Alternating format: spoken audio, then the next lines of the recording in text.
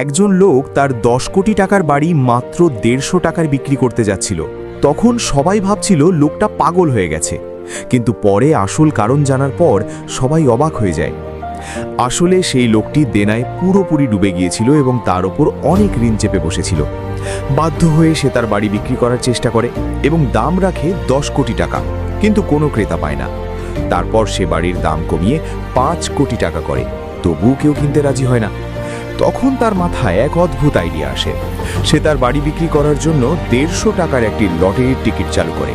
সে ভেবেছিল কয়েক হাজার মানুষ হয়তো টিকিট কিনবে, কিন্তু মাত্র 24 ঘন্টার মধ্যে লাখ লাখ মানুষ সেই টিকিট কিনে ফেলে। দেখতে দেখতে তার কাছে কোটি কোটি টাকা জমা হয়ে যায়।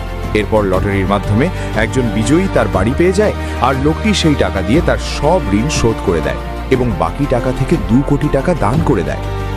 আসল সমস্যাগুলো বড় নয়, আমাদের ভাবনার সীমাবদ্ধতাই আসল বাধা।